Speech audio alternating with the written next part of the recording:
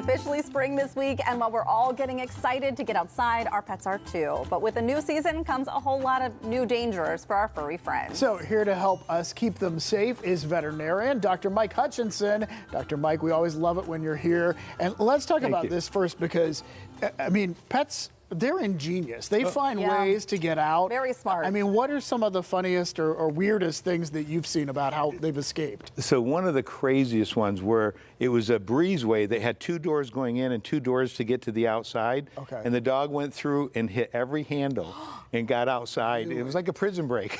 It went through all 4 doors. And it was like, when the owner told me about it, he was showing me videos of 2 of the doors. He goes, look at my dog. He's like a human. He goes through and just pushes the handles down. What a smart dog. If a door can't keep a dog in, what are you supposed to do? You have to put in latch locks like you do for the kids. You know, it's like, it's unbelievable. Some of these dogs are so smart, and they watch you and they learn. You know, they push the garage door opener. Right. It's wild. That was another one. Yeah, we had another one. Oh my gosh. Wow. Well, one of the other things we want to talk about, because this is a big time, all the pets are going to be out, we know. Can you debunk one myth about flea and tick prevention that you wish would disappear every spring? Yeah, so there's 2 big myths that I don't like. One is that indoor cats don't need flea treatment, and the second one is that you only need it in the summer. You know, those are 2 myths that you just need to get rid of. I mean, ticks are present in January, and our tundra weather, people are bringing in their dogs with ticks on them.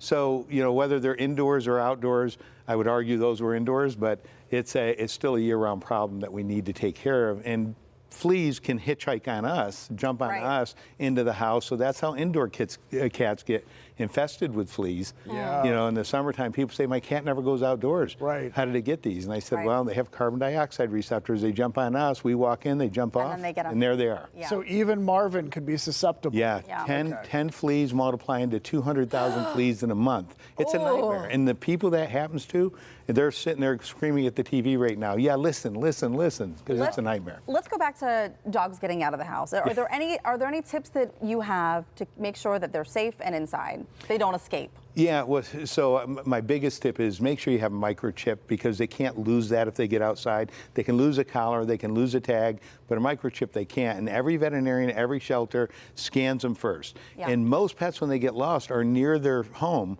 but they can't speak. So they end up, you know, getting taken to shelter or somewhere. Right. So that would be the one thing. But keeping them indoors, doing your best to, you know, keep them on a leash as you go outside, that's the most important. And cats too. They also, I should bring that up. Escape artists. Yeah. Yeah, cats are smart, let me tell you. I have a very smart one. I'm glad they don't have opposing thumbs. That's right. They'd be in the pantry all day. So let's talk about when you're out planting things or cleaning up, just spring cleaning outside, and maybe your dog wants to be out there with you. They want to run around. That's not always the best idea. Yeah, you're right. And I always say dogs have 2 stomachs, the regular one and the one that gets into everything they shouldn't get into. That's true. You know, compost, cocoa mulch, you know, all of the things that that compost I mentioned, but the different bone meal that people use for fertilizers, pesticides.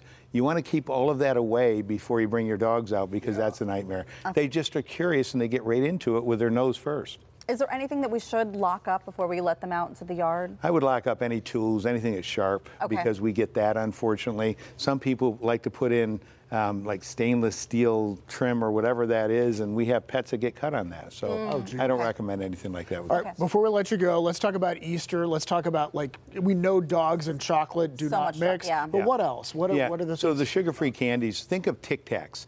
A 20-pound dog could get 3 to 5 Tic Tacs and have a seizure. 3 to 5. That's not that many. 13 will put them into liver necrosis, so they can go into liver failure. So the xylitol is extremely toxic to animals, and people don't realize that. And if they get into it, it's an emergency. You have to call your veterinarian or call the poison control, because it is an emergency. I would say that mostly for chocolate and things like Tic Tacs, we would make them vomit immediately, but it's still, I wouldn't make them vomit for everything they get into, because some things could be caustic, and you don't want to make you know, that burn again on the way out. So those are the things I'd be very careful for, and of course the foods.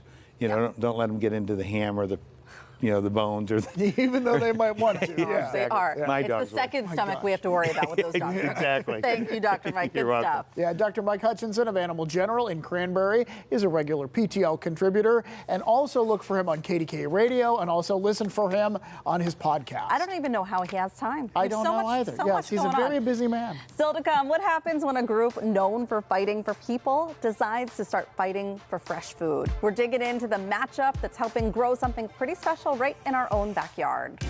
And up next, it is relaxing, it's creative, and apparently it is the hottest craft trend around. Embroidery is trending in a big way. So we're threading the needle and seeing why embroidery is drawing a whole new generation of fans. That's when PTL comes right back.